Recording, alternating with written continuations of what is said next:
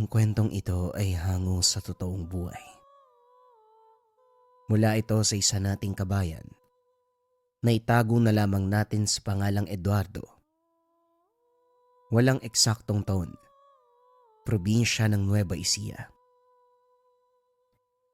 May taglay na abilidad at kagalingan ang bawat miyembro ng pamilya, lalong-lalo na ang mga anak. Hindi dapat pinagkukumpara. Bagkus tratuin sila ng patas, suportahan sa kanilang mga pangarap. Nang mga panong ito, naninirahan si Eduardo sa isang bayan sa Nueva Ecija. Isang hamak na magsasaka ang kanyang ama na si Mang Tenorio at labandera naman ang inang si Aling Alicia. Magaling na albularyo ang Lolo Damian.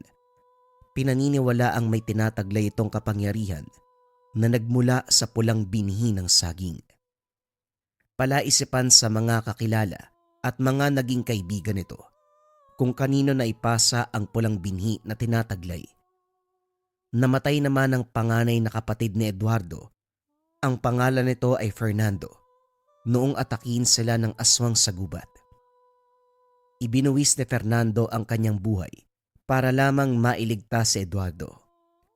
Hindi ito matanggap ng kanilang ama. Kaya naman madalas inaalala nito si Fernando at paraging pinagkukumpara silang magkapatid. Naging dahilan yon para magbago ang pag-uugali ni Eduardo. Naging tamad, irresponsable, kaya nasisermonan siya ng ama. Naging sakit din ng ulo ng mga guro sa paaralan si Eduardo dahil sa maraming araw na lumiliban nito sa pagpasok sa klase. Nagagawa niyang maghanap buhay para makatulong sa kanyang pamilya. Kung minsan naman, napapaaway siya sa mga sigang kabataan o hindi kaya naman sumasama sa kaibigang si Juan, nakikipagpustahan sa paglalaro ng gagamba. Sumapit sa edad na 14 si Eduardo at mas lalong umigting ang kanyang pagiging irresponsable. Isang araw, inutusan siya ng kanyang ama upang hugasan ang mga kamoteng ipagbibili nila sa bayan. Sumunod naman si Eduardo, kaso nga lang nakita niya si Juan. Niyaya siya nitong sumama sa kanya para pumusta sa paglalaro ng gagamba. Naiwan sa may tabing ilog ang sako na may lamang kamote.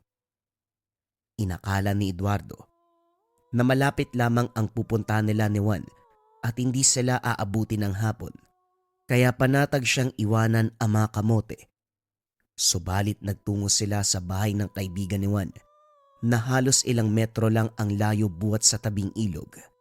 Inabot na sila ng dapit hapon bago siya nakabalik sa tabing ilog. Magkahalong kaba at pagkadismaya ang naramdaman ni Eduardo noong maabutan niya. Nawala ang isang sako ng kamote sa may tabing ilog. Hinanap niya kung saan-saang sulok. Kaso nga lang walang natagpuan.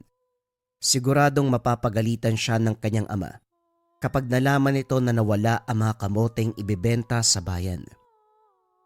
Umuwi siya sa kanilang bahay na bagsakang balikat. Sinalubong siya sa pintuan ni Mang Tenorio na magkasalubong ang kilay. Balak pa sana niyang bumati, kaso nga lang mainit ang ulo nito. Saan ka ba nanggaling? Bakit ngayon ka lang dumating? Nga pala, nasa ng isang sakong kamoteng pinapahugasan ko sa'yo. Kanina pa kitang tanghali inaantay dito sa bahay pero hindi ka kagad umuwi. Wika ni Mang Tenorio. Pasensya na po kayo, tay. Niyaya po ko ni Juan na makipaglaro sa bahay ni Joaquin eh. Naiwan ko po sa may tabing ilog ang isang sakong kamote. Binalikan ko po nung sumapit ang dapit hapon. Kaso wala na ako naabutang sako ng kamote. Anak ng tinapa. Ano bang ginawa mong damuho ka? Hindi mo ba alam na pandagdag natin ang mapagbebenta ng mga kamote sa pambili ng bigas at ulam dito sa bahay? Ikinuyom ni Mang Tenorio ang kanyang kanang kamao. Dumapo sa mukha ni Eduardo ang malakas sa suntok. Halos mapasandal siya sa pintuan. Nagulat siya sa sobrang lakas ng pagkakasuntok sa mukha niya. Bukod sa muka, sinikmuraan pa siya ng kanyang ama. Dali-dali namang inawat ni Aling Alicia ang asawa, pilit na inilalayo kay Eduardo. Tumigil sa pambubugbog si Mang Tenorio, dinuro-duro pa sa Eduardo. Wala ka talagang nagagawang mabuti. Kung nabubuhay lamang sana si Fernando, mas madiskarte. Matutulungan niya ako sa lahat ng bagay. Responsable siya. Matulungin, hindi katulad mo. Wala kang ginawa kung hindi painitin ang ulo ko. Nairita si Eduardo sa mga narinig. Pakiramdam niya ay wala na siyang nagawang tama sa paningin ng ama. Tay, palagi na lang si Kuya Fernando ang pinupuri at pinagtatanggol niyo. Patay na siya pero pilit niyo pa rin siyang kinukumpara sa akin. Magkaiba kami at sinisikap kong maging katanggap-tanggap sa'yo. Kaso basura ako sa paningin niyo. Mabuti pa sana, ako na lang yung namatay noon para maging masaya kayo ngayon . Siguro nga, mas mabuti pang si Fernando ang nabuhay at hindi ikaw. Parang tumigil ang oras ng mga sandaling iyon. Labis na nasaktan si Eduardo sa mga sinabi ni Mang Tenorio. Nagdabog siya. Tumalikod sa kanyang ama. Binuksan niya ang pintuan. Eksaktong lumabas sa harapan niya si Mang Tobias, na matalik na kaibigan ng kanyang lolo Damian. Matagal na itong hindi bumibisita sa kanila, simula noong namatay ang kanyang abuelo. Nasorpresa siya nang dumating ito. Inabutan pa sila sa ganong kasamang sitwasyon. Lumabas pa rin ng pintuan si Eduardo. Hindi man lang siya bumati sa matanda. Naiirita siya sa ama. Pinapabalik siya sa loob ng tahanan pero wala na siyang pakialam. Masama ang loob niya sa kanyang ama. Gustong mapag-isa para makapag-isip-isip. Nagtungo sa paboritong lugar upang makapagpalipas ng sama ng loob. Pumunta sa likod ng bahay kung saan matatagpuan ang isang punong saging. Naupo sa lupa sa tabi ng puno. Nagpalipas ng oras. Mabuti na lang nabubuhay ka pa. Ikaw na nga lang ang natitirang kakampi ko dito sa bahay. Wala namang ibang nakikita si Tatay Tenorio, kundi lahat ng mga kapalpakan ko. Napaluha na si Eduardo. Hindi mapigilang mapagulgol. Ginustong tamaan ng kidlat o hindi kaya naman kainin ng aswang para hindi na maranasan ang paulit-ulit na sermon ng ama. Sawang-sawa na sa pagkukumpara sa kanyang kuya Fernando. Hindi na malaya ni Eduardo na nakatulog na pala. Nakasandal ang ulo sa katawan ng puno ng saging. Sa hindi inaasahang pagkakataon, mula sa puno bumuka ang puso ng saging. Naglabas ng kulay pulang binhi. Bumagsak sa nakabukang bibig ni Eduardo. Nalunok ang pulang binhi. Nagulat siya na naging dahilan upang magdilat ng mga mata. Hinawakan niya ang liig at umubo ng makailang beses. Pakiramdam niya, may kung anong bagay ang humagod sa lalamunan. Binalak pang sumuka, subalit laway lamang ang lumalabas sa bibig. Hindi pa natatagalan biglang nagliwanag ang puno ng saging. Na tila merong mga alitap-tap na nagbibigay ng liwanag sa paligid ng puno. Maya-maya pa, merong tinig ng babae ang kumausap sa kanya. Napalingon siya sa likuran. Nagimbal nang makita ang isang nangingislap na nilalang. Merong mahabang buhok. Malakristal ang mga mata. Hugis dahon ang mga tenga. Ngumiti ang nilalang kay Eduardo. Batid ko ang paghihirap ng kalooban mo. Nararamdaman ko. Wala kang kakayahang lumaban sa mga masasamang uri ng nilalang. Pero ramdam ko, dalisay ang puso mo. Katapangan, kaya naman ipagkakaloob ko sa iyo ang pulang binhi na makapagbibigay ng pambihirang lakas ng pangangatawan at kalooban. Nasugpuin ang kampo ng kadiliman katulad ng iyong abuelo. Nagulantang si Eduardo. Sumagi sa isipan ang kwento ng abuelo noong batang paslit pa lamang. Ayon dito, may makapangyarihang diwata na nangangalaga at nagpoprotekta sa pulang binhi ng saging. Mga taong may dalisay na puso, malinis na konsensya lamang ang binabantayan. Hindi sukat akalain ni Eduardo na siya ang mapipili ng diwata. Pero bakit po ako ang napili nyo na magtangan nito? Iresponsable ako at tamad. Wala rin akong alam sa pakikipaglaban sa mga kampo ng kadiliman. Ngumiti ang diwata sa kanya. Sa paglipas ng panahon, matututunan mo ang mga dapat matutunan. May mga taong tutulong sa iyo. Pakinggan at pakiramdaman ang pulang binhi. Gamitin ito sa kabutihan. Matapos magsalita ng diwata, unti-unti naglaho na parang bula. Kasabay na nawala ang liwanag mula sa puno ng saging. Hindi na nagawang magpasalamat ni Eduardo. Kinapa at dinaman niya ang kanyang lalamunan kung saan matatagpuan ang nalunok na pulang binhi. Lumapit si Mang Tobias. Nasaksihan niya ang lahat ng mga nangyari. Naabutan niyang kinausap ng diwata si Eduardo. Ganun na lamang ang kagalakan niya habang lumalapit kay Eduardo. Hangang-hanga siya sa biyayang natamo nito sa diwata. Eduardo, maswerte ka at ikaw ang napiling magmay-ari sa pulang binhi. Sa pagkakalam ko, meron ding tanga na pulang binhi si Damian. Pinagkalooban din siya ng diwata. Kaya naman bukod sa pagiging albularyo, may kakayahan siyang lumaban sa mga aswang. Nabanggit niya pa sa akin bago siya bawian ng buhay na hindi niya ipinasa sa iyong ama ang pulang binhi dahil wala itong interes sa pakikipagsagupaan sa mga masamang nilalang. Ayaw nito ng magulong buhay at madamay ang kanyang pamilya. Kaya naman nung maging malapit si Fernando kay Damian, naturuan niya ito ng panggagamot. Kasama dito ang pakikipagkumbate sa mga aswang. Naisip niya na dito ay pamana ang pulang binhi. Napakunot ang noon ni Eduardo na parang naguguluhan sa mga narinig.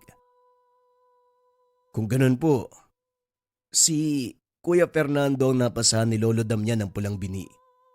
Pero namatay po ang kapatid ko eh. Sana po napunta ang pulang binhi. Posible po bang kasama nagbangkay ng kapatid ko ang pulang binhi? Umiling si Mang Tobias. Sa palagay ko ay hindi. Maaaring inilabas ni Fernando sa katawan niya ang pulang binhi bago siya bawian ng buhay at posibleng kinuha yun ng diwata para sa susunod na pagpapasahan niya. At ikaw yun, Eduardo. Magsasalita pa sana si Eduardo. Kaso nga lang, nakarinig sila ng sumisigaw na batang lalaki. Sigaw na humingi ng saklolo at tila ba nasa bingit ng kapamakan. Sumagi sa alaala niya ang nakaraan. Katulad niya ang mga pagsigaw. Pagsusumamo ng naturang batang lalaki noong hinahabol siya ng aswang sa gubat. Doon siya iniligtas ng kanyang kuya Fernando. Humanda si Mang Tobias. Hinawakan niya ang kaluban. Naisip ni Eduardo na sumama sa matanda upang makatulong na mailigtas ang batang lalaki. Pumasok ka na sa loob ng bahay niyo at matulog. Lubang mapanganib kung sasama ka sa akin. Kahit taglay mo ang pulang binhi, wala ka pang karanasan sa pakikipaglaban sa mga aswang. Kumontra si Eduardo sa utos ni Mang Tobias. Hindi ko po kayo hahayaan mag-isa. Delegado, kung magsosolo kayo makipaglaban. Malaking responsibilidad na po ang nakaamba sa balikat ko simula nang tanggapin ko ang pulang binhi. Hindi na po ako bata. Nasasalamin ko sa tinig ng batang lalaki nangyari sa akin noong iniligtas ako ni Kuya Fernando sa gubat. Hindi ko hahayaang mapatay siya ng mga aswang. Wala nang nagawa si Mang Tobias. Nakita niya na may nakasugbit na kaluban sa bewang ni Eduardo. Kahit papano ay meron itong sandata sa pakikipaglaban. Lumakad sila palabas ng bakuran ng bahay tumitingin sa paligid. Subalit walang batang lalaki matatagpuan sa labas sa mga bahay. Nagpatuloy sila sa paglalakad hanggang sa makarating sa masukal na kakawyan. Doon nila muling narinig ang malakas sa sigaw ng batang lalaki. Nagmadali sila sa paglalakad hanggang sa namataan ang batang lalaki sa mapunong bahagi ng kasukalan, bitbit ng isang nilalang kasama ang 3 pang aswang. Nangingintab, nanlilimahid ang mga katawan nito. Lumapit sina Eduardo at Mang Tobias na naging dahilan upang mapansin sila ng mga aswang. Nanlisik ang mga pulang mga mata nito. Umatake ang 3 aswang sa kanilang dalawa. Inilabas ni Eduardo ang itak. Ganon din ang ginawa ni Mang Tobias. Nagbato ng orasyon sa hangin dahilan para mamilipit sa sakit ang aswang. Samantalang si Eduardo naman nakalmot sa kanang braso. Kaso nga lang laking pagtataka niya dahil hindi bumaon ang kalmot nito. Hindi maramdaman ni Eduardo ang hapde. Pinagtulungan siya ng 2 aswang kaya winasiwas niya ang itak. Pilit na pinapalayo ang mga nilalang. Wala pa rin siyang alam sa pakikipagkumbate pero pinilit niyang makipaglaban sa kampo ng kadiliman. Maya-maya ay nakita niyang ngumisi ang isa sa mga aswang. Sumagi sa isip niya ang pamilyar nitong pagbumuka. Hindi siya maaaring magkamali. Ito mismo ang aswang na nakasagupa at pumatay sa kanyang kuya Fernando. May mahaba itong peklat noon sa muka, kaya sigurado siya na nakilala ang aswang. Namuo ang galit niya kaya nilapitan ang aswang at sinubukang labanan. Maswerte naman niyang nasaksak sa tagiliran ang nilalang. Umangil ito ng napakalakas at tinitigan siya ng masama. Buwelo na sana ng sunggab sa kanya. Kaso nga lang napalingon ito sa kinaroroonan ng 2 aswang na kasama. Nagulantang ito. Nakitang napatay ng matandang lalaki ang mga kasamaan. Sumugod na rin ang aswang na may hawak sa batang lalaki. Ngunit sa kasamaang palad, inundayan siya ng saksak ni Mang Tobias sa tiyan. Pagkatapos ay mabilis na tinagpas ang ulo. Nagpagulong-gulong sa lupa ang ulo ng nilalang. Sumambulat ang malansang amoy ng dugo nito. Nangamba ang nag-iisang aswang para sa kanyang kaligtasan. Tinulak niya ng napakalakas si Eduardo hanggang sa mahampas ang likuran nito sa katawan ng isang punong kahoy bago mapabagsak sa lupa. Dali-daling lumundag ang aswang. Naglaho na ito sa kadiliman. Hindi na siya naabutan ni Mang Tobias. Dumako siya kung saan bumagsak si Eduardo. Tinulungan nitong makabangon. Hinanap nila kung saan napunta ang batang lalaki. Sa pagkakalam ni Mang Tobias, inihagis ng aswang ang batang lalaki sa malayong bahagi ng kakawyan, kaya nagbakasakali sila ni Eduardo na baka nabubuhay pa ang batang lalaki. Tumingin sa kapaligiran, natagpuan nila itong nakaiga sa lupa. Medyo masakit ang katawan nito, dulot ng pagkakahagis sa kanya, pero nakaya ng bumangon at makapaglakad.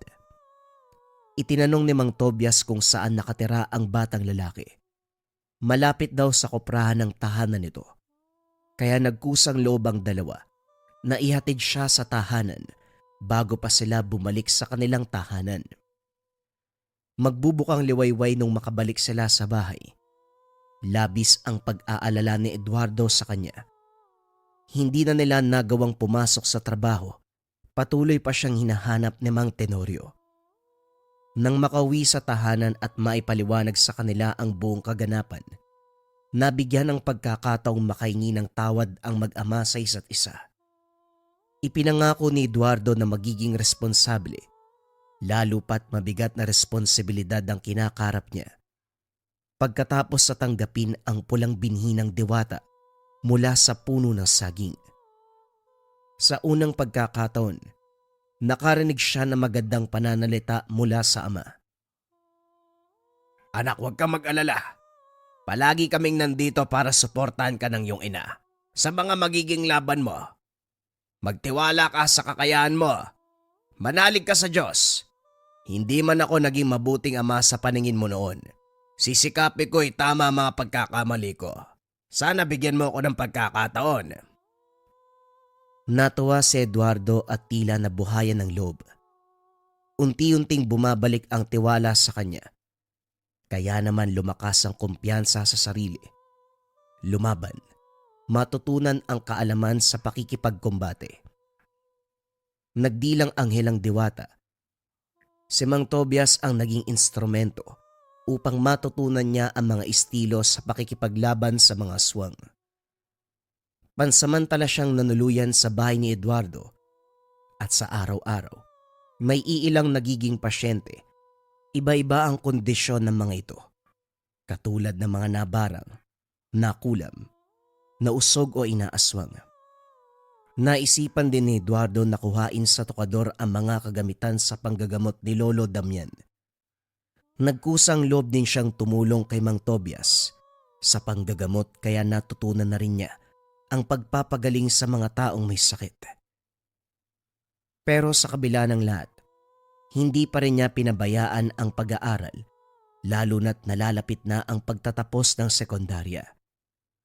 Hindi nagtagal na sanay ang katawan ni Eduardo sa pag-iensayo, sa pakikipagkumbate, gayon din sa panggagamot ng mga taong may malubhang karamdaman, dulot ng masamang elemento.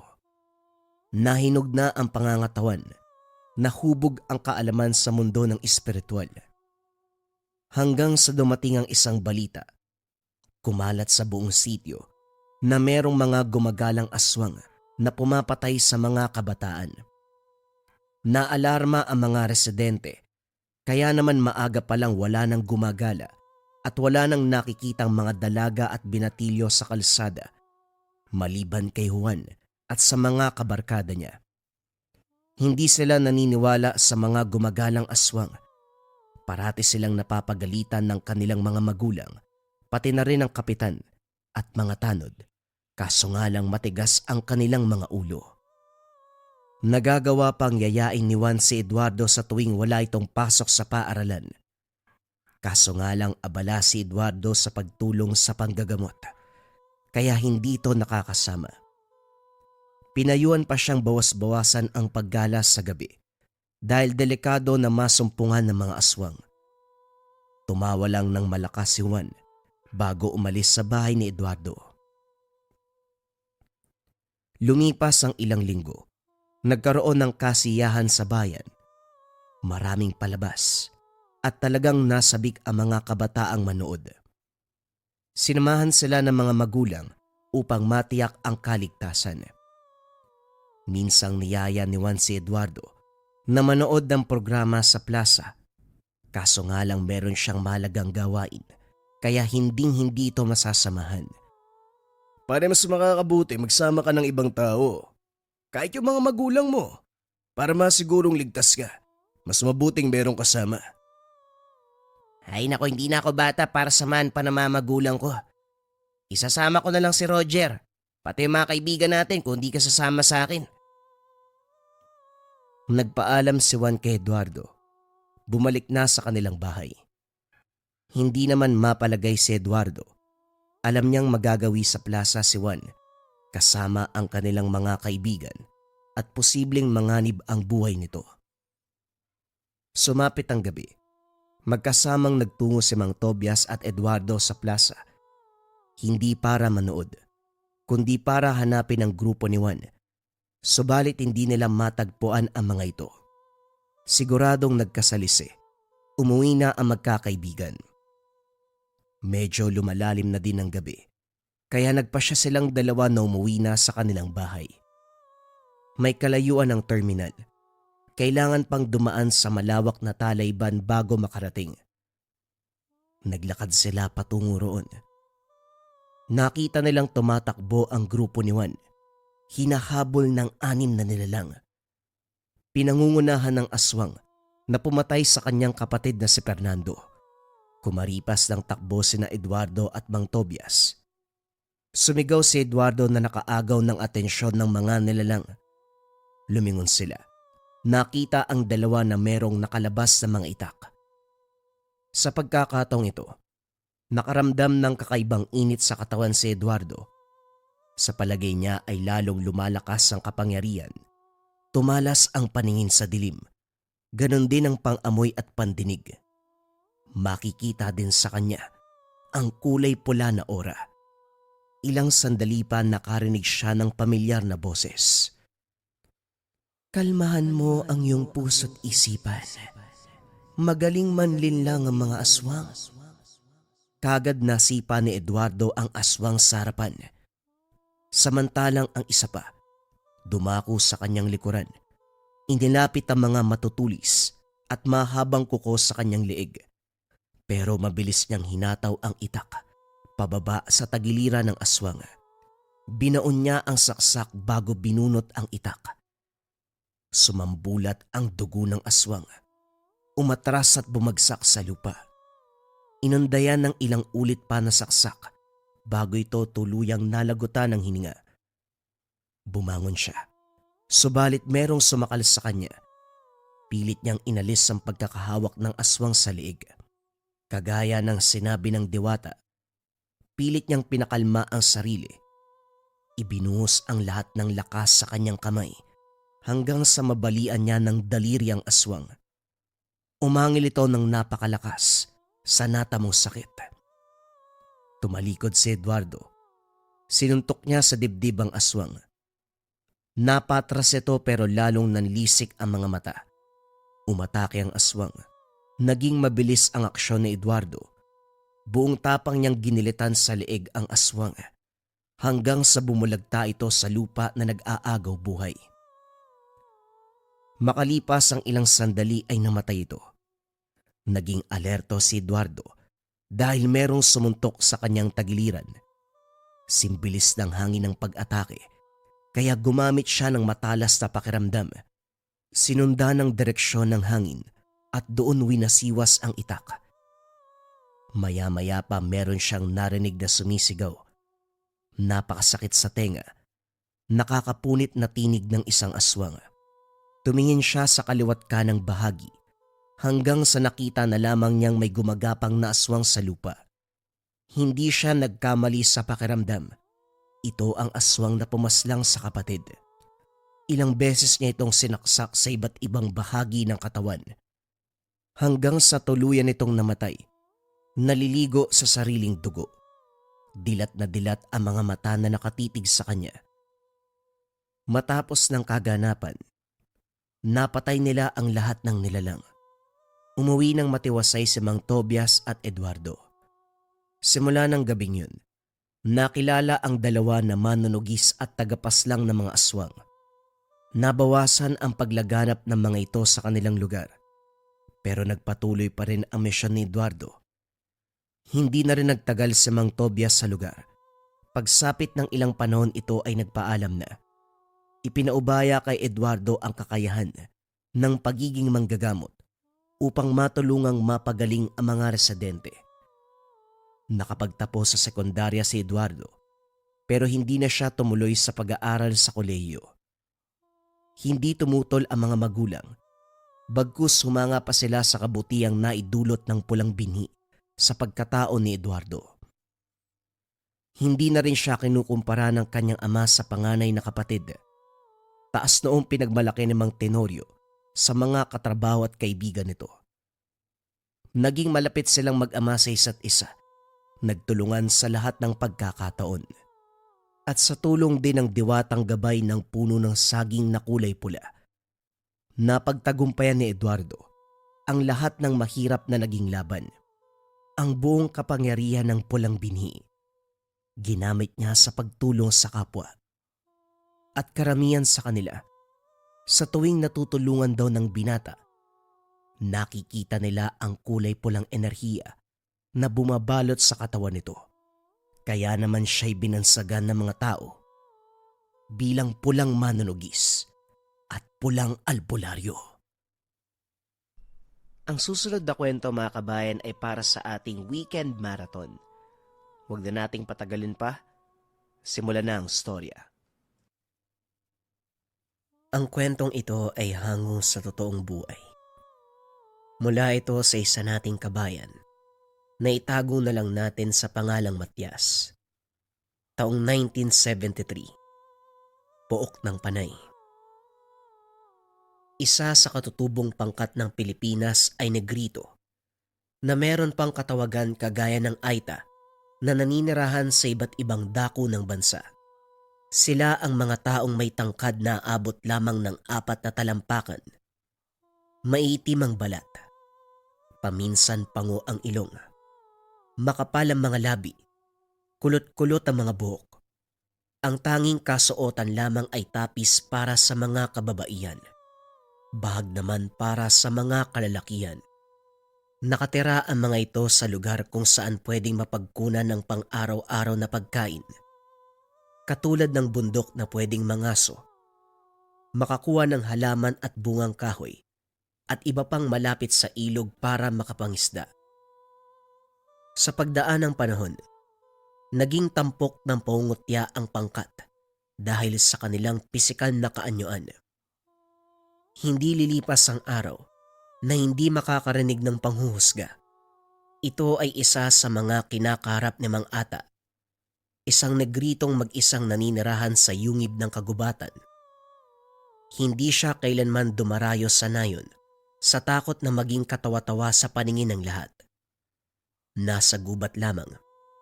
Ibinubuhos ang buong oras sa paghahanap ng makakain. Kung minsan naman, sa panahon ng tag-ani, sumusubok na makabili ng gulay sa mga magsasaka. Pero sa halip na makakuha, pinagtatawanan lamang. Oh, nandito na naman yung bansot si Ata. Makikisuyo ka ba ng gulay at prutas? Anong ibibigay mong bayad? Nung huli nagdala ka ng 2 isda. Aba kulang na kulang yon. Yung isda huhulihin mo lang ng ilang oras eh. Tapos yung pagtatanim namin buwan ang bibilangin. Sandali. Ano bang nangangamoy? Yung dala mong karne o ikaw? Ilang taon ka na bang walang ligo? Matapos magsalita ni Mang Onyot, napuno ng tawanan ang buong paligid. Lahat ng magsasaka, hindi mapigilang humagalpak ng tawa. Napayuko na lang si Mang Ata sa nararamdamang hiya. Payata, kung mangingisda ka lang sa ilog, bigyan mo naman ng kaunting oras ang sarili mo na makaligo. Daig mo pa yung isda sa sobrang lansa. Hindi ka ba nagtataka kung bakit wala ni isa sa nayon ang nakikipagkaibigan sa'yo? Ang baho mo kasi. Pangit na nga, nangangamoy ka pa. Wika ng isa pang magsasaka, si Mang Ubing. Ata kung ako sa'yo, huwag ka nang bumalik dito. Pagtatawanan ka lang namin. Ano ba kasi? Hindi ka nga payasyo, pero nakakatawa ang itsura mo. Pandak, pango pa ang ilong, ang itip-itim. Minsan nga, akala ko unggoy ang paparating. Ikaw pala. Wika ni Aling Asya. Lalong umingay ang paligid. Binalot ng katatawanan. Tahimik lamang si Mang Ata. Nag-iintay kung may magsasakang magbibigay ng kahit mangilang-ilang peraso ng gulay o prutas. Pero lahat ng mga ito, nagsialisan dala ang mga naani. Nagbuntong hininga ang matanda. Hinatid ng tanaw ang mga magsasaka. Naupo sa lilim ng puno at saka tinignan ang dalang karne, paanang nahuling usa. Sa kabilang banda, hindi maiwasang magtanong ng binatang nakasaksi sa pangyayari. Siya si Matias, ang pamangkin ni Mang Ruben na isa ring magsasaka. Kakabagong dating lang nito sa lugar mula sa probinsyang kinalakihan. Obet, ang lala pala ng mga tao dito sa inyo. Grabe kung mangusgaw. Gusto lang namang makahingi ng pagkain ng matanda. Kawawa naman siya. Nakaupo na nga lang sa tabi Tapos nilalait pa. Wika ni Matya sa pinsang si Obet. Kasalukuyang nagtatabas ng damo sa maliit na gulayan ang dalawa. Nasanay na ako sa ganyan Wala namang bago. Pero tama din sila Nakakatawa yung itsura ni Mang Ata. Hindi tuloy ako makapaniwala na merong ganyang taga rito sa mundo. Kung tayo pinagpala sa itsura, siya naman binagsakan ng kamalasan. Tugon ni Obet. Humagalpak ng tawa. Naihagis ni Matias ang bitbit na gulok. Hindi naman natamaan dahil mabilis na nakailag si Obet. Hindi na lamang ito pinansin. Pumitas ng ilang peraso ng talong at okra. Kumuha din ng mangga at langka sa loob ng tahanan. Pagkatapos mailagay sa maliit na bilao, dali-daling lumapit sa kinaroroonan ni Mang Ata. Manong, meron po ako dito ilang prutas. Pagtiyagaan nyo na lang po. Kakaani lang kasi ng karamihan sa pananim namin eh. Naibenta na ni Tiyo sa bayan. Eto na lang ang natira. Dali-daling tumayo ang matandang katutubo. Tinanggap ang bilao sabay abot ng karne bilang pambayad. Nagtaka si Matias dahil walang ideya kung ano ang ibig sabihin. Hindi nakapagtanong dahil umalis kagad si Mang Ata. Umuwi na lamang siya. Bitbit ang karne habang naguguluhan. Mabuti na kayanan mong lumapit sa taong yun. Sobrang baho kaya ng katawan yan. Alam mo pinsan, pahamak ang kilos mong yan ha. Dahil sinimulan mo paniguradong babalik si Mang Ata para manghuli uli. Ang bait mo kasi, binigyan mo pa talaga. Dito binigyan niya ako ng karne. Dito ako nagtataka. Para saan naman to? Bakit kailangan niya magbigay ng ganito? Sang hayop ba to nagmula? Ah, yan ba? Karne ng usayan. Ganyan talaga si Mang Ata. Kung gusto niya ng gulay at prutas o namang produkto ng sakahan, nagdadala siya ng karne sa mga nahuling hayop bilang pambayad. Wala siyang pera eh. Kaya sa ganyang pamamaraan na lang siya bumabawi. O yung tanong ko, ano ngayon yung gagawin mo sa karning yan?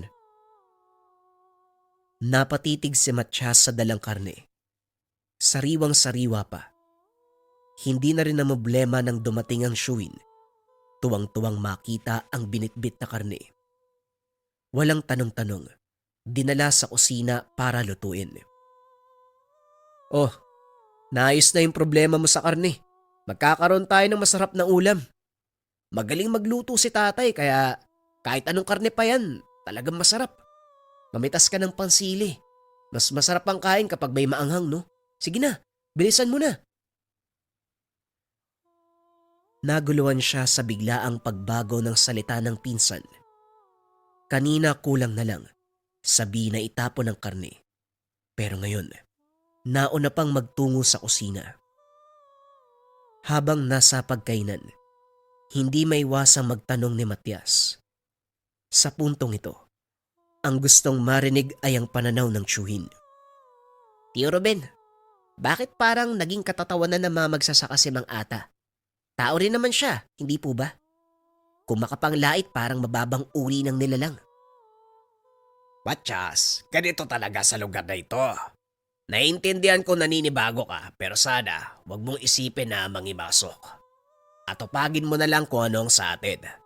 Walang pakialamanan kumbaga. Itong ginawa mo ngayon papalampasin ko kasi gusto ko makakain ng ibang putahe. Sa susunod hindi na ako papayag. Tugon ni Mang Ruben.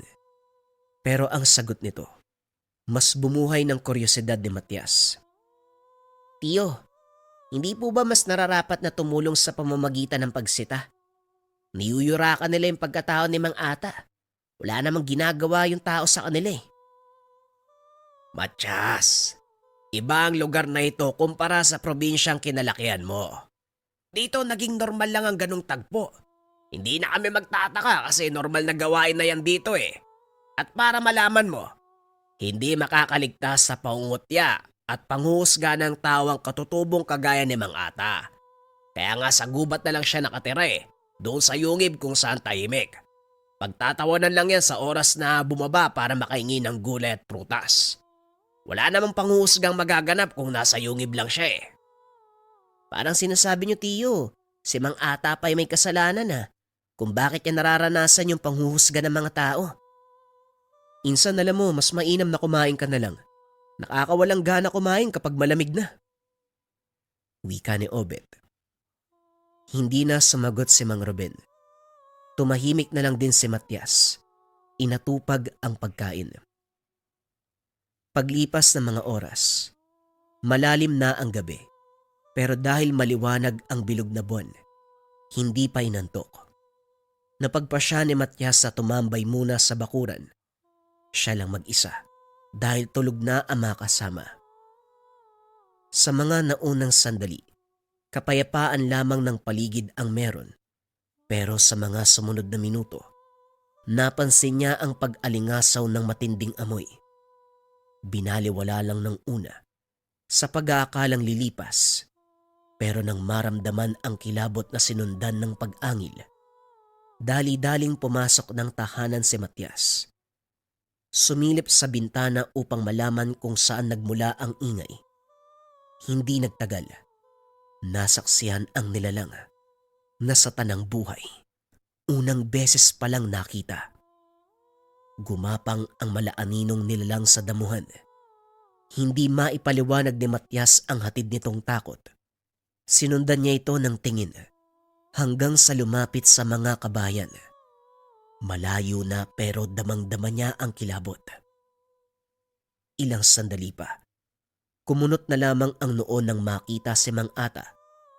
May dalang busog at palaso.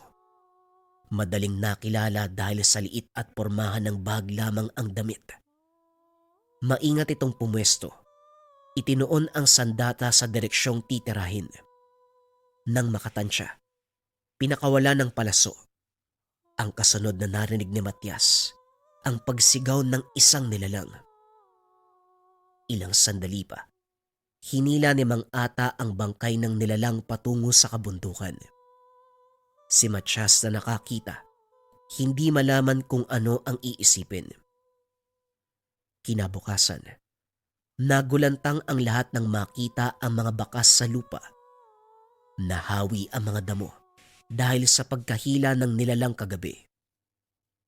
Walang nakakaalam sa nangyari maliban kay Matias. Nag-usap-usap ang mga tao. Kinakabahan siya na baka may magtanong at madulas ang sariling dila. Obeng, nagmula sa tahanan mo yung bakas. May dugo pa. Wala ka bang nakita kagabi? Hindi ka ba nakarinig ng kaluskos? Sobrang himbing naman yata ng tulog mo. Malay ko kung anong nangyari. Madali lang naman sana ako magising kung may ingay. Pero kagabi wala talaga. Kayo ba? Magkalapit ang mga bahay natin. Wala ba kayong narinig? Abeng, baka naman may kalokohan kang ginagawa ng hindi namin namamalayan. Kung ano man yan tigilan mo. Hindi nakakatawa. Tignan mo ang bakas na yan. Parang nagmula sa hindi ordinaryong nilalang. Wika ni Aling Tasha. O teka, sandali lang. Eto na naman yung negrito, si Ata. Oh, saka pupunta. Mangangaso ka na naman. Doon ka sa malayo. Baka matipuhan mo mga alaga kong kambing Yang hawak mong palaso, sa sikmura mo tumagos. Doon ka, malis ka dito. Wika ni Mang Onyot nang makita si Mang Ata. Kakababa lang nito ng kabundukan. Kahit nasa kalayuan, pinuna kaagad ng mapanghusgang magsasaka. Nako, anong hayop na naman kaya ang dadali ng taong yan? Kaya ang baho-baho kasi kung ano-ano ang kinakain. Hindi na nga naliligo wag kang lumapit dito. Malayo ka pa pero naaamoy na kita. Wika ni Mang Ubing. Nga naman. Hikain ako sa oras na makalanghap ng mabahong amoy. Sumisikip ang dibdib ka. Lumis ka ng daan ata. Alis ka. Pasaway na perwisya. Ang ibang magsasaka na nakikinig, walang ibang ginawa kung hindi magtawanan. Si Mang Ata sa kabilang banda. Dali-daling bumalik ng kabundukan. Batay sa galawan nito. Mukhang may gusto sanang sabihin sa mga tao. Pero dahil sa masamang pakikitungo, hindi na lamang ginawa. Napabuntong hininga si Mang Matias at saka pumasok ng tahanan. Sumunod naman kagad si Mang Ruben nang may mapansin sa kilos ng pamangkin. Matias, hindi naman sana nangingialam, pero may gusto ka bang sabihin? Sa galaw mo kasi parang may nalalaman ka tungkol sa nangyari. Meron ba? Atin-atin lang to. Nagulat si Matias sa tanong ng Chewin. Muling kinabahan pero nakahanap din ng irarason. Wala naman po. Paano ko malalaman tulog na ako ng mga oras na yan. Sadyang hindi lang maganda yung gising ko. Kaya parang wala ho sa wisyo kong kumilos. Pasensya na ho kayo. Gano'n ba? Akala ko kung ano na eh. Kasi kung meron kang nalalaman, mas mabuti sabihin mo para malaman ng lahat kung ano ba ang nangyayari. Ayon nga sa sabi nila, parang mula sa ibang nilalang ang natagpo ang bakas. Kung ganon, may ibang dapat bantayan. May aswang na nga na paminsan-minsang nanggugulo, dadagdag pa yung bagong nilalang. Ay nako, o siya, maiwan na muna kita. Sa puntong ito, doble ang kaba ni Matias dahil lang nakita kagabi ang sinabi nitong aswang.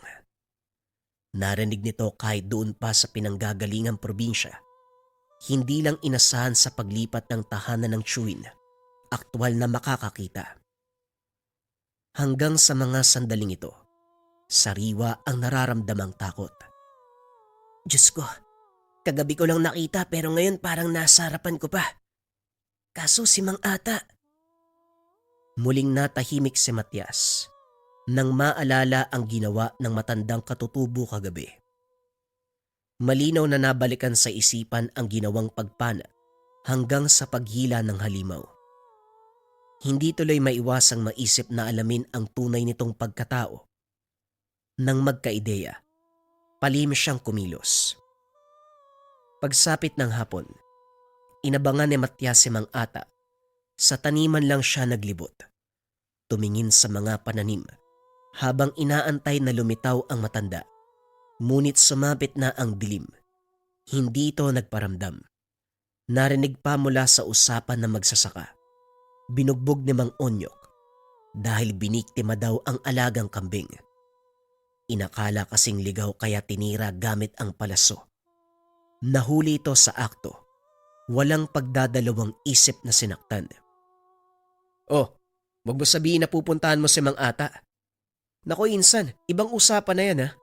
Parang napapalapit yung lobo sa matandang yun ha. Oy Matias, kung may gusto kang pagtuunan ng pansin, ibang tao na lang, wag si Mang Ata. Bigla na lang lumitaw yan dito sa lugar eh. Walang nakakaalam kung saan galing. Siya rin yung pinaghihinalaang gumawa ng kalokohan dito. Hindi lang sa pagnanakaw ng bungang kahoy o pagdali sa mga hayop. Nasangkot na ang pangalan niya sa patayang nagaganap ilang taon na nakalipas. Wala mang matibay na ebidensya pero may nakapagsabi. Ito rin yung dahilan eh. Kaya hindi kailanman pinakitunguan ng maganda ng mga taga rito yan. Kahit si tatay nga nag-iingat eh. Naguluhan si Matias. Mabuting tao ang tingin niya sa matandang katutubo. Hindi man pinagpala sa kagandahang pisikal. Malakas ang kutob niya na may mabuti itong kalooban. Dahil dito, mas lalong kursunadang malaman ang katotohanan. Nang tulog na ang mga kasama sa bahay, maingat siyang lumabas. Sinigurong walang ibang makakakita sa binabalak na pag-alis. Walang lingon-lingon. Tinungo ang kagubatan. Hinanap ang yungib kung saan nakatira si Mang Ata. Bago niya matunton, isang pag-angil ang narinig. Hindi na nakakilos sa kinakatayuan nang mapagtantong ingay ito ng aswang. Sunod na napansin ang paglipad ng mga palaso kung saan-saan tumatama. Kamuntikan pa siyang madali kung hindi napansin. Walang ibang naisip kung hindi ang matandang katutubo dahil ito lang ang gumagamit ng ganong klase ng sandata. Nagtago si Matias. Ilang sandali pa nasaksihan ang habulang naganap sa pagitan ng isang halimaw pati na rin ni Mang Ata. Dumadaing ang nilalang. May tumagos na palaso sa katawan. Mahina na ito. Humandusay pagdating sa unahan. Minabuti ni Mang Matias na manahimik habang pinapanood ang buong kaganapan. Lumod sa harapan ng nakabulagtang aswang ang matanda. May sinabing mga kataga na hindi maintindihan. Umabot ng ilang sandali ang ginawa. Pagkatapos ay pasimpleng hinila ang bangkay. Dali-dali namang sumunod si Matias. Nakarating sa isang yungib. Doon huminto si Mang Ata. Tumingin pa ito sa paligid bago nagpatuloy sa gagawin. Inalis nito ang nakatambak na mga sanga at dahon sa lupa kung saan may nakatagong hukay. Inuhulog doon ang katawan ng aswang. Naglabas ng maliit na bote. Inihipan lamang ang likod at saka ibinuhos sa bangkay. Ilang sandali pa ay sinindihan habang sumisiklab ang apoy. Nakaluhod sa gilid si Mang Ata, muling bumibigkas ng mga kataga. Pakurap-kurap lamang si Matias na nanonood sa hindi kalayuan. Sa puntong ito, mas natatakot siya sa matanda kumpara sa tinutugis nitong aswang. Hindi nagawang tapusin ang pagsaksi sa kaganapan. Nagmamadali nang umalis sa lugar. Umuwi si Matias na hindi mapalagay sa nakita. Kinabukasan, bumaba si Mang Ata ng kabundukan upang makiusap ng iilang prutas. May dalang karne at lamang loob. Matyagang nag-aantay sa tabi kung merong magsasakang magbibigay. Samantala, tinignan lamang ito ni Matias. Sariwa pa rin sa alaala ang nasaksiyang kaganapan. Hanggang ngayon, dama pa rin ang takot. Oh, nandyan yung paborito mong negrito. Hindi mo lalapitan para bigyan ng gulay o prutas. Nung nakaraan lang, nag-aalala ka dyan. Bakit parang ngayon natatakot ka na? Wika ni Obed nang mapuna ang kilos ni Matias. Hindi naman sa ganun. Napaisip lang ako sa sinabi mo at ni Tio Robin. Siguro tama kayo. Huwag na lamang pansinin si Mang Ata. Hindi naman natin alam kung ano talaga siya at saan lugar nagmula bago makarating dito. Nalunok mo siguro yung buto ng ampalaya kanina habang naghiwa, no? Bigla ka na namang nagbago ng paningin. Kulang na lang kasi kupkupin mo na yung si Mang Ata eh. Inaayawan na siya, pero ikaw gustong gusto mo yung taong yan tapos ngayon nagbago ka na naman. Pero mas mabuti na rin yan. Hindi ka madadamay sa panlalait ng mga taga rito. Kung kaibigan mo yan, naku, siguradong pagdidiskitaan ka. Napabuntong hininga si Matias. Ang sinabi ni Obed, hindi ito ang rason kung bakit piniling wag nang mangialam sa matanda. Ang mas matimbang na dahilan, ang nasaksihan sa nagdaang gabi. Natatakot sa posibleng mangyari kung mapapalapit dito. Sa paglipas ng mga araw, wala pa ring nagbago sa kaganapan. Tuwang-tuwa pa rin sa paningin ng lahat si Mang Ata. Kung paminsan nabubugbog dahil nagpupumilit na makakuha ng gulay. Hindi gumaganti. Hinahayaan ang mga tao na saktan siya. Babaluktot na lamang sa tabi. Tatanggapin ng anumang pamimisikal kapalit ang isang bunga o prutas. Nang tumagal, hindi na kaya na ni Matias ang pagmamaliit na mga kapitbahay sa katutubong negrito. Kung kaya't palihim na dumalaw sa yungib para magdala ng kaunting pagkain. Ginawa niya ito sa mga oras na walang makakakita kahit si Mang Ata. Isang gabi, nagulantang ang lahat. Isang uri ng nilalang ang sumalakay sa lugar. Bagong silang na sanggol ang pinunterya. Kahit marami ng taong tumataboy, hindi nila mapaalis. Layong makuha talaga ang bata. Samantala habang nagkakagulo na ang lahat, namataan ni Matias si Mang Ata sa hindi kalayuan. Nakatago sa mayayabong na halaman. Daladala ang busog at palaso at may kung anong sinasambit. Kinilabutan si Matias. Nag-iiba sa paningin niya ang itsura ni Mang Ata. Ang itsura nito ay binata. Makisig ang pangangatawan. May mga tattoo at merong nagliliwanag na figura sa kanyang likuran. Mukha itong taong kabayo na parang ginto. Kinilabutan si Matias, pero nang mapansing nangihina ang aswang, naunawaan ang kilos ng matanda. Ilang sandali pa, dahan-dahang umalis ang nilalang. Nagtungo sa kagubatan na siya namang sinundan ni Mang Ata. Kitang-kita niya kung paanong nagliliwanag ang itsura nito. Dali-dali niyang sinundan si Mang Ata. Naligaw pa pagdating sa loob ng kagubatan. Hindi makita kung saan nagtungo si Mang Ata. Babalik na lang sana. Kinilabutan sa kadilimang bumabalot sa paligid nang makarinig ng malakas sa pag-angil. Pinuntahan ng pinagmulan. Mula doon nakita ang matanda. Napakabilis ng kilos ni Mang Ata. Iba na ang itsura. Binata na punong-puno ng tato. Sumasabay sa bawat galaw niya ang imahen ng gintong tikbalang. Sunod-sunod na atake ang binitawan ni Mang Ata. Sa bawat pagdampi ng kanyang kamao, unti-unting naaagnas ang katawan ng aswang hanggang sa tuluyang maging abo. Nawala ang katawan ng nilalang. Makaraan ng ilang sandali, nakita niyang pumasok ng yungib si Mang Ata. Naghintay siya kung kailan lalabas. Pero laking gulat paglingon.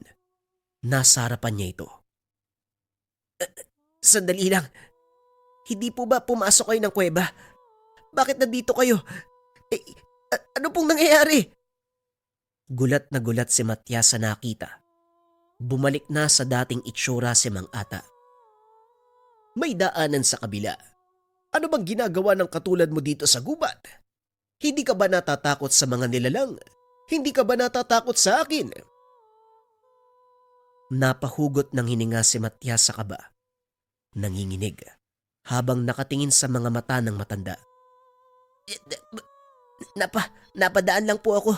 Aalis na po ako. Busilak ang iyong kalooban. Alam kong nakita mo ang kaganapan. Ngunit alam ko rin na hindi mo ipagsasabi ang mga nasaksiyan. Mabuti kang tao, bata. Nararamdaman ko. Hindi nakapagsalita si Matias. Magaan man ang pakikitungo ng matanda. Hindi pa rin maiwasang makaramdam ng takot sa hindi maipaliwanag na gawain ito. Lumakad na siya. Pagdating sa unahan muling lumingon. Hindi kayang pigilan ang pagtatanong. Sino po ba talaga kayo, Mang Ata? Anong klaseng tao kayo? Bakit ganun yung nakita ko? Nagbabago kayo ng itsura. Mas mabuti nang wala kang alam. Sige na, iho. Umuwi ka na. Lumipas ang ilang linggo. Hindi na muling nakita si Mang Ata. Ilang beses nagtungo si Matias sa yungib para magdala ng prutas pero wala ng tao roon. Ang sabi ng nakakita, umalis na ang matanda. Ang paniniwala, hahanap ng bagong tahanan. Mas mainam ng ganon para makapagpahinga si Mang Ata sa mga taga rito. Kahit inaayaban ko ang taong yon, naawa din ako. Naging pulutan ang araw-araw na usapan. Sa kabilang banda, nahati ang damdamin ni Matias. May bahaging nalulungkot sa biglaang pagkawala ng matanda. May bahagi ding natuwa kagaya ng Chewin. Ipinagdasal na lamang kung saang dako nakarating si Mang Ata. Mapabuti sana ang kalagayan nito. Ngunit palaisipan pa rin kay Matias ang tungkol sa pagkatao ni Mang Ata, kung bakit nagbabago ang anyo nito bilang isang matipunong tao na punong-puno ng tattoo ang katawan. Maging sa kanyang gabay, nagintong tikbalang. Ang kwentong ito ay hango sa totoong buhay. Mula ito sa isa nating kabayan na itago na lang natin sa pangalang Moymoy. Taong 1988, Pook ng Iloilo. Nagmula sa pamilya ng manghihilot itong si Moymoy. Natutunan niya ang mga bagay-bagay sa murang edad. Subalit hindi sinubukang humarap sa mga pasyente. Sa madaling salita, inaral ito pero hindi pinangatawanan ang pagiging manghihilot sa kadailanang natatakot na makabali ng buto. Nung isang araw, isa sa pasyente nila ang nabalian ng binti. Malakas ang kanyang mga kamay kaya hindi maiwasan ang ganong insidente. Ilang beses nang pinagsabihan pero nadidiinan ng binata. Upang hindi na maulit ang pagkakamali, ibinaling ang interes sa ibang bagay. Moy, ang himbing ng tulog mo ha. Hindi mo alam na may sumugod ditong magulang, yung nakalaban mo sa boxing kagabi. Hindi na nakabangon eh. puno ng pasa ang katawan, tapos yung muka parang binugbog na kamatis. Wika ni Lolo Simon. Ginigising nito ang apo na mahimbing ang tulog. Naperwisyo siya dahil inatupag ng binata ang pagboboksing. At dahil malakas ang kamao, palaging sumusugod sa kanilang tahanan ang mga magulang upang magreklamo sa kanyang ginawa. Minsan na rin silang nakaharap sa barangay para resolbahin ang problema. Nauuwi sa pambayad ang lahat ng kinikita sa panghihilot. Ilang beses na kitang pinagsabihan na itigil mo yan, pero hindi ka nakikinig. Hindi na mabilang sa daliri yung binalian mo eh.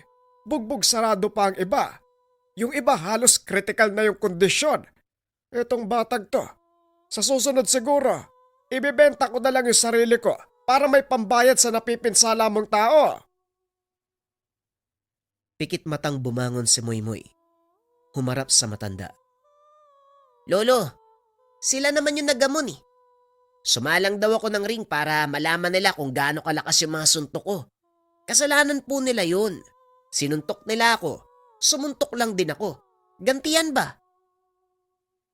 Tugon ni Moymoy. Napabuntong hininga si Lolo Simon. Nagpigil na mahampas ng bitbit na sanga ang sariling apo. Alam mo naman kung gaano kalakas yung kamao mo. Sumalang ka pa sa laban. Alam natin pareho na kapag susuntok ka, may butong mababali eh. Sabi pa ni Toto, kung hindi ka inawat, mapapatay mo yung kalaban mo, aba. Moy, huli na yan ha. Marinig ko pa na sumali ka sa boxing na yan. Puputulin ko yung kamay mo. Tandaan mo yan.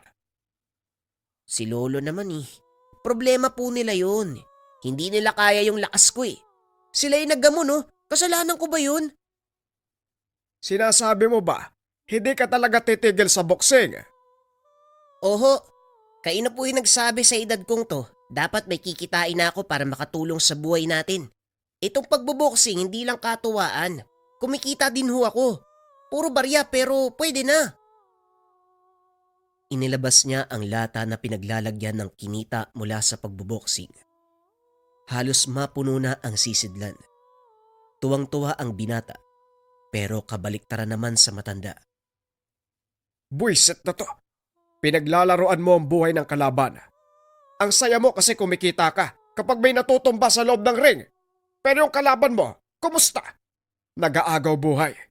Halika, doon sa labas. Lumod ka ng 1 oras. Napakamot na lang ng ulo si Moymoy. Sumunod din naman ito. Nagtungo sa labas at lumuhod. Sa kabilang banda, hindi maiwasan ni Lolo Simon na mapaisip ng ibang paraan upang maibaling ng apo ang atensyon sa ibang bagay. Kinakailangang iwanan ni Moymoy ang pagboboksing bago pa may taong mapatay. Nang makaisip ng paraan, tinawag niya ang apo. Akala ko ba 1 oras akong lulod? Wala pa nga yatang 5 minuto eh. Tatadyaan kita eh. Umayos ka ga. Hindi na pwedeng sasalang ka sa boxing. Baka mamaya pulis na yung pumunta rito eh. May napatay kang tao. Tigas ng ulo mo. May papagawa ako. Siguradong matutuwa ka. Mas maligaya yan kaysa makipagsuntukan ka sa ibang tao. Nabuhay ang kuryosidad ni Moymoy nang marinig ang sinabi ng matanda. Sinundan niya ito sa kwarto. May kinuha mula sa lumang kaban. 1 kwintas na hugis pangil ang palawit na batong itim. Si Lolo Simon mismo ang nagkabit nito sa kanyang leeg. Kunot-noo siyang napatingin. Siguro naman alam mo na ang tungkol sa pambibiktima ng aswang sa iba't ibang panig ng bayan. At dahil matapang ka, malakas din ang kamao mo, sigurado kong matatalo mo ang kalaban. Moy, sa puntong ito, hindi na ordinaryong tao ang makakapalitan mo ng suntok. Aswang na. Mga halimaw na nanggugulo sa lugar. Naiintindihan mo ba? Blankong napatitig si Moymoy sa matanda. Hindi malaman kung ano ang isasagot o magiging reaksyon. Marinig lang ang salitang aswang. Kinikilabutan na siya. 1 beses siyang nakainkwentro nung dumayo sa ibang bayan upang lumaban sa boxing kasama ang kaibigang si Toto. Nakasalubong nila ang nilalang sa daan. Halos mahimatay sa sobrang takot. Kung hindi lang sumunod kagad ang grupo ng mga tambay na nanonood ng boxing, malalagot sila sa mga sandaling iyon. Umalis ang aswang nang malamang maraming nakasunod. Huwag mo sabihing naduduwag ka.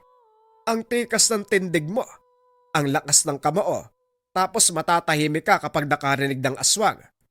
Hoy, dapat hindi lang sa loob ng ring matapang, hanggang sa totoong buhay din. Gamitin mo yung lakas mo sa ipapagawa ko. Kapag nagtagumpay ka, meron kang premyo. Nabuhayan ng loob si Moymoy nang marinig ang sinabi ni Lolo Simon. Hindi na nagdalawang isip, kagad nang pumayag. Ay sus, yun lang naman pala eh. Saan ba nagtatago yung aswang na yan? Bibirain ko. Aba kita mo nga naman talagang mayabang ka.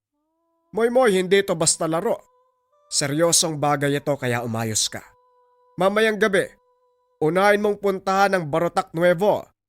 Ikaw na ang bahalang maghanap kung saang parte ng lugar matatagpuan ng aswang. Isang babae, maganda kapag nasaan yung tao. Pero wag kang magpapadala sa ganda. Makamandag yon. Grabe naman lolo. Hindi naman ako mahilig sa babae para maakit kagad. Ay, tigil-tigilan mo ko. Parang hindi mo hinabol yung anak ni Kapitan dati. Unang kita pa lang nagustuhan ka agad. Tumigil ka lang kasi nalaman mo may kapansanan eh. Eh nako, basta, yan ang una mong lakad mamayang gabi. Magpahinga ka at maganda. Mahirap yan. Etong kwintas lolo Simon, para saan naman to? Kaninong ngipin ba to? Ang itim, di ba to nagsisipilyo? Ikaw, lokong bata to, hampasin kita ng tungkod eh. Hindi yan ngipin. Lokong bata to. Pangil ng kidlat ang tawag dyan. Ginagamit ang mga antingero at manunugis para puksain ang aswang. Isa sa pinakamalakas at mabisang panlaban sa kampo ng kadiliman. Tutulungan ka niyan sa bawat laban mo. Umayos ka lang para magkamabutihan kayo.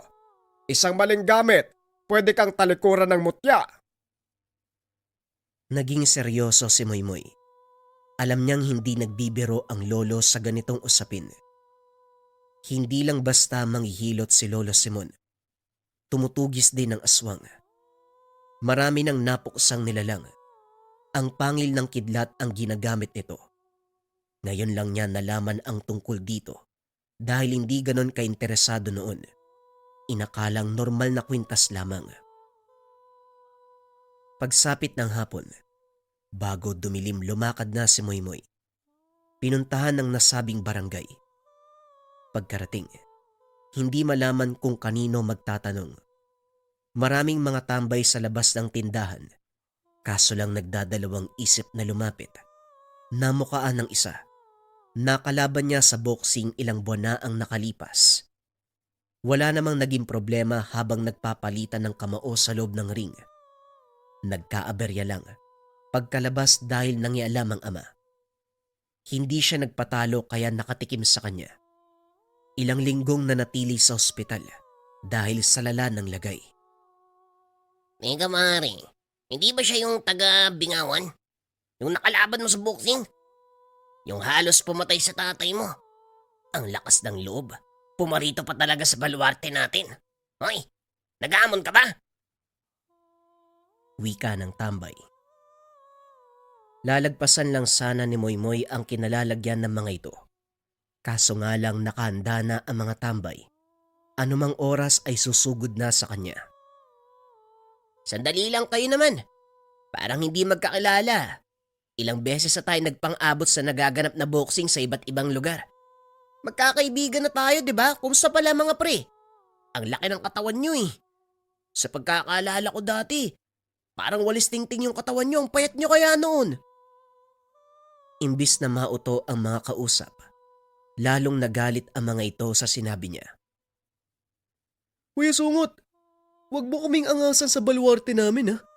Baka gusto mong umuwi ng walang ngipin. Malas mo ngayon dahil marami kami. Nag-iisa ka lang. Kung hindi man ako nanalo sa'yo sa loob ng ring, baka dito matatalo na kita. Wika ng tambay. Ilang beses niya itong natalo sa boxing. Mga tropa, kalmahan nyo lang. Hindi kayo ang pinunta ko dito kaya pwede ba manahimik na kayo? Ang sakit nyo sa tenga eh. Para mga latang walang laman. Puro ingay. Wala namang ibubuga. Talagang bastos yung bunganga mo, ano? Tara mga pre, upakan na natin to! Sumugod ang mga tambay, pero hindi umubra kay Moymoy ang kanilang atake. Ilang sandali lang ang lumipas. Lahat sila ay dumadaing. Gumagapang na lamang sa lupa. Oh, baka kasalanan ko pang nagkaganyan kayo ha. Kitang-kita ni Manang Tendera. Kayo ang nauna, hindi po ba? Bahala kayo dyan. Wika ni Moymoy. Dali-daling umalis sa lugar.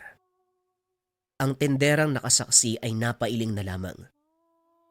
Matapos ang ilang sandaling paglalakad, nakarating na si Moymoy sa malawak na palayan.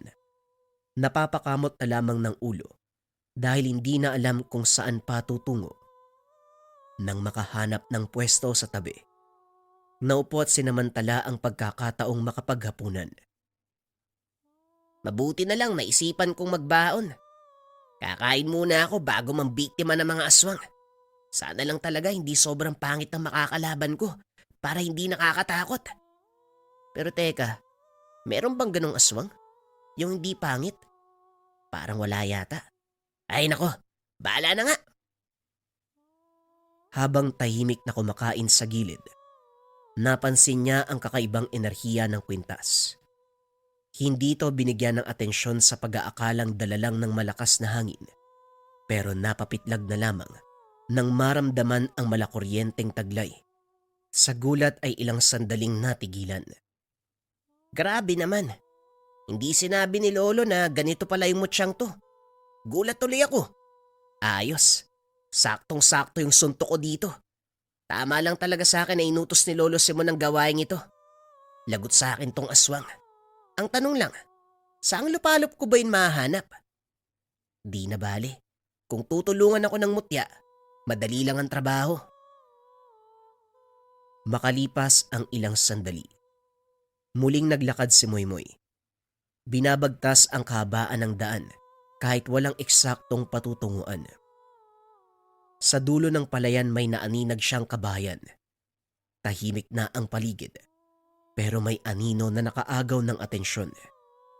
Nasa mismong bubong. Nang maramdaman ang senyales ng tangan, walang pagdadalawang isip na dumampot ng bato, sabay tira sa nilalang. Tinamaan sa ulo. Lumingon ang halimaw. Dali-daling bumaba at saka nagtungo sa kakahuyan. Mabilis ang mga akbang na kaagad sinundan ng binata. Nalingat pa akong minsan dahil bigla na lamang nawawala. Basta na lang ding sumusulpot sa iba't ibang direksyon. Gayunpaman, hindi tinigilan hanggang sa mukhaan ng nakarap. Hindi maiwasan ni Moymoy na mandiri sa itsura ng aswang. Lalo pat walang humpay sa pagtulo ang malagkit nitong laway. Idagdag pa ang matinding amoy. Sa tao ang hubog ng katawan, pero masyadong maitim. Mahaba ang kuko sa mga kamay at paa. Nanlilisik ang mga mata. Matutulis ang mga pangil. Pumapakawala rin ang may hinang halinghing. Ang sabi ni Lolo Simon, babae yung aswang. Pero bakit parang matandang lalaki yung karap ko ngayon? Manong mawalang galang na po ah. Parang hindi yata ikaw yung pinunta ko dito eh. Babaeng aswang ang pakay ko sa lugar. Hindi ikaw. Sige po, diyan ka na nga.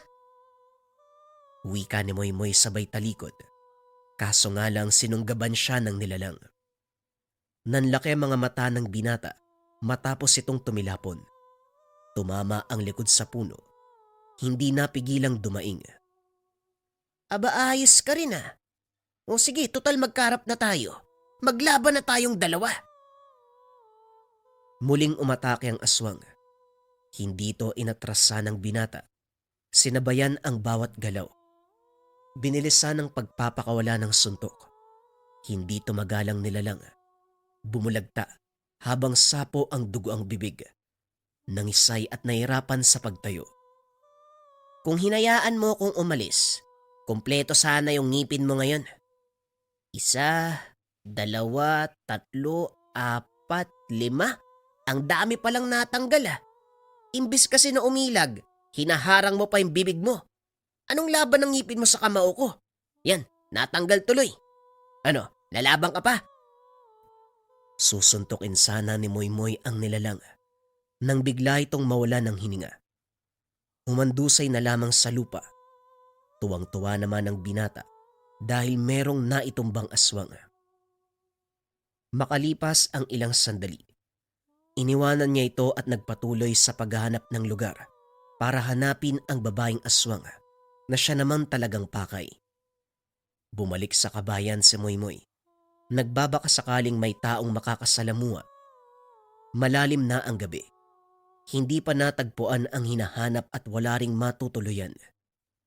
Masyadong malayo kung uuwi pa ng bahay. Dumiretso sa kubo na may nakasinding ilaw. Napansin kagad ng may-ari ang presensya niya. Kamuntikan pang mataga ng itak.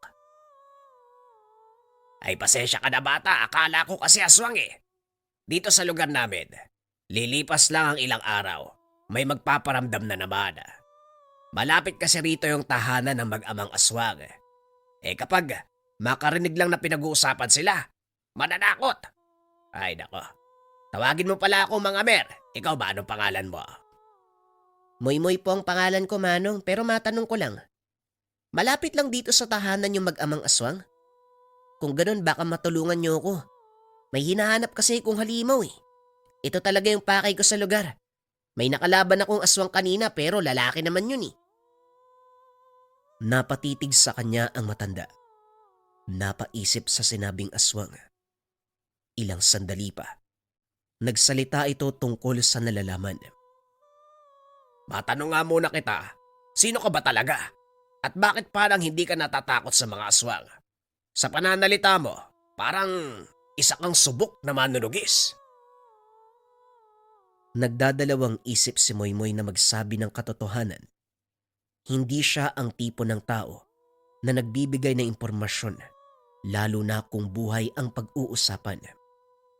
Pero nang makitang mag-isa lamang ang matanda sa tahanan, walang naramdamang masamang enerhiya. Dito na siya nagpaliwanag. Sabihin na lang po natin na ilang beses ko nang nasubukang tumugis ng aswang. Manong, nakikiusap ako. Sabihin niyo po sa akin, sino yung sinasabi niyong mag-amang aswang? Gusto ko na po kasing matapos yung sadya ko dito para makauwi na. Sige, isa kang manunugis ka mo. Sabi mo yan ha? Baka mamaya, kapag sinabi ko salip na mapatay mo, ikaw tong mapatay, madamay pa ako. Cargo de konsensya pa kita kapag nangyari yon. Hindi po ako mamamatay. Hindi ko po pangarap yun, oh. Sa lugar na ito, meron talagang pamilya ng aswang na nakatira. Unti-unting namatay ang iba at ang mag-ama na lamang ngayon ang nabubuhay.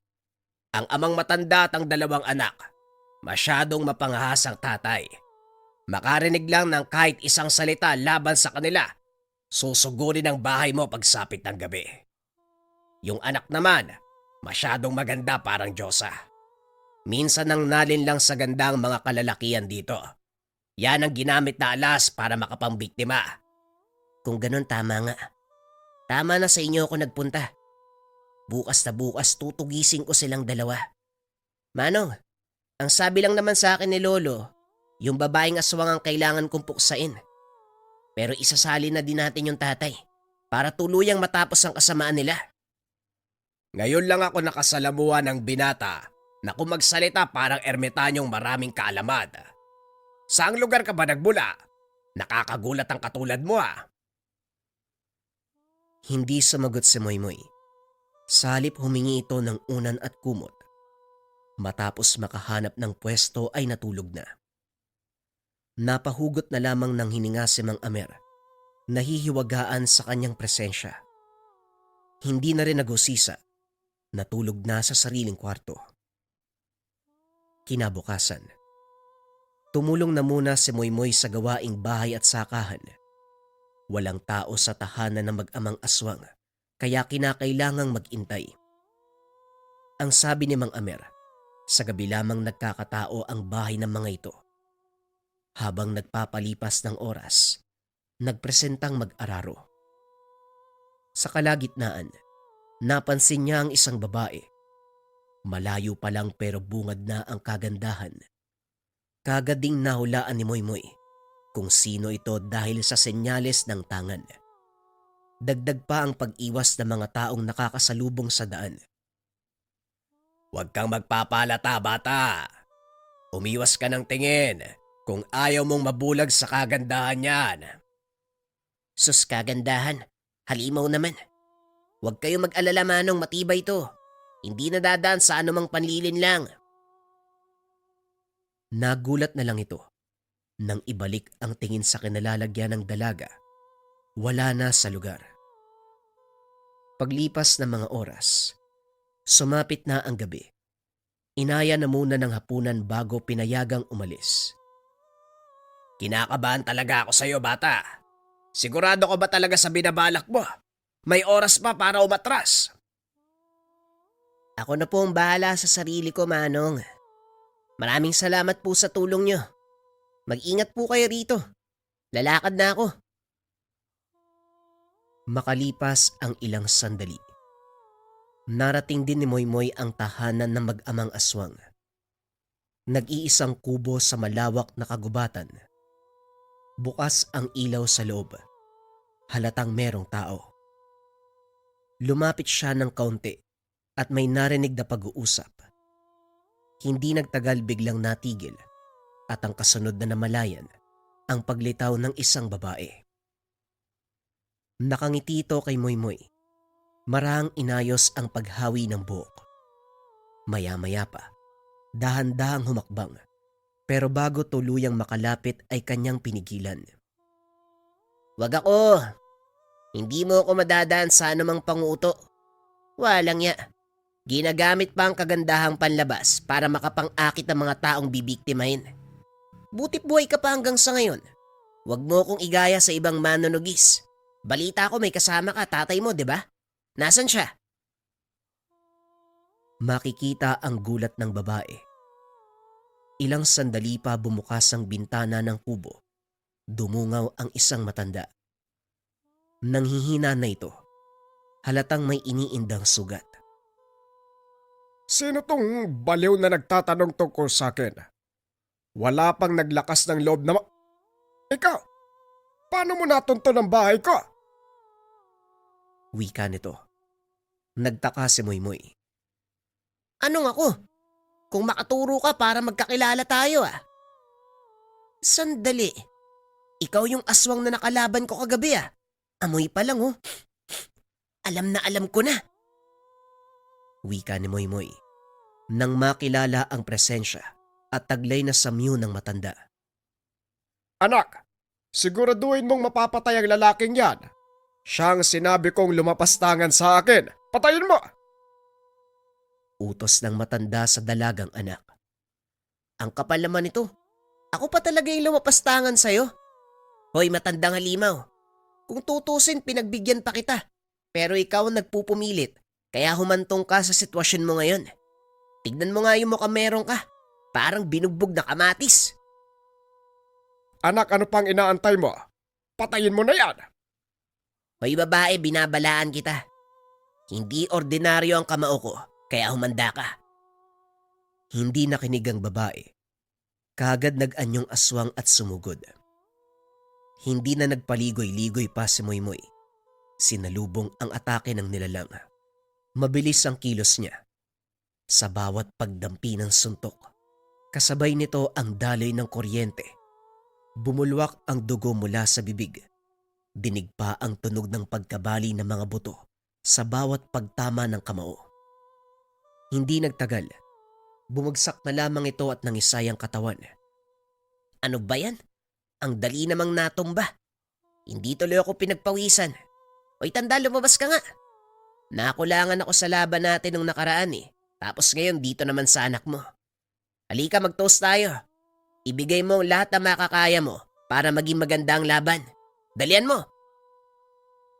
Paikay-kang lumabas ang matanda. Gumamit pa ng tungkod para suportahan ng pagtayo. galit na galit, habang tinitignan ang nakahandusay na anak. Sino ka ba? Matagal na panahon na kaming naninirahan. Ngayon pa lang kami natunto ng kagaya mong manunugis.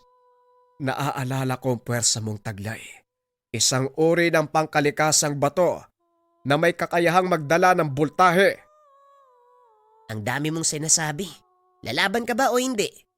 Hindi naman pwedeng ang anak mo lang ang mapapatay ko. Dapat ikaw rin. Sandali, di ba wala ka ng buhay kagabi?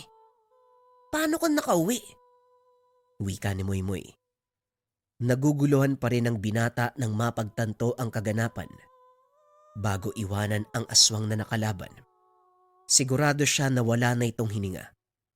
Pero narito sa kanyang harapan ngayon, buhay na buhay.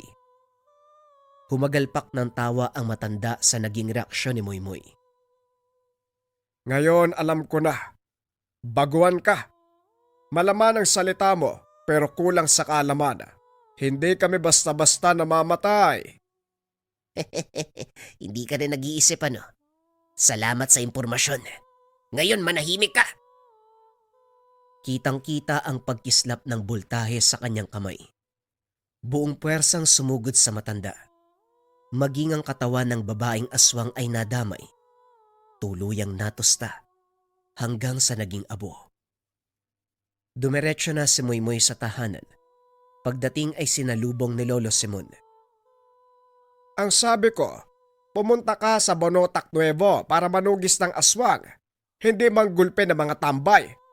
Itong batang to, 3 nanay ang sumugod dito para hanapin ka. Naubos na yung boses ko kakapakiusap. Lumuhod pa ako para magmakaawa. Ano pag ginawa mo? Teka, sandali lang naman lolo. Kakarating ko lang tapos yan kagad yung bubungad. Hindi man lang kinumusta yung lakad ko. Huwag mong ibahin ang usapan. Ang tigas ng ulo mo, Moymoy. Ikakamatay ko yung konsumisyon sa'yo eh. Kaya nga kita pinadala sa lugar para malayo ka sa kaguluhan pero yung pa rin ang nangyari. Pero hindi bale na. Naayos ko na yung problema. Yung lakad mo, anong kinalabasan? Dapat maganda yan ha para makabawi ka sa dala mong perwisyo. Ano pa nga ba lolo? Eh di napatay ko. Yung tatay sa kayong anak. Akala ko magiging mahaba yung labanan kaso natapos kagad. Hindi man lang ako pinagpawisan. Lolo, sa susunod bigyan mo ako ng malakas sa kalaban. Umaarangkada na naman yung kayabangan mo. Mabuti naman kung ganon. Mag-amang aswang ang natugis mo. Ang sabi kasi sa akin, babae lang eh. Kasama pala ang tatay. Pero apo, hindi biro yan. Marahil nakatsamba ka lang ng mahinang aswang. Huwag ka pa rin magpapakampante. Dahil sa mga susunod mong laban, siguradong malakas na uri ng aswang ang makakasagupa mo. Sige na, magpahinga ka na. Mahaba ang nilakad mo. Kailangan mong makabawi ng lakas. Magmula sa araw na ito, ikaw na magtatangan ng mutya. Napabuntong hininga si Moymoy. Nahati ang atensyon. Natuwa dahil nagampanan ng maayos ang binigay na misyon. Paghanga sa sarili, sa kakayang ipinamala sa kalagitnaan ng panunugis. Hindi lubos akalain na ang lakas ng mga kamao magagamit hindi lamang sa pakikipagsuntukan, kung hindi sa aktwal na sagupaan para magligtas ng mga tao. Pero alam niya rin sa kanyang sarili, nagsisimula pa lamang ang totoong pagsubok sa kanya. Lalong-lalo na, ipinamana sa kanya ni Lolo Simon ang mutya ng kidlat.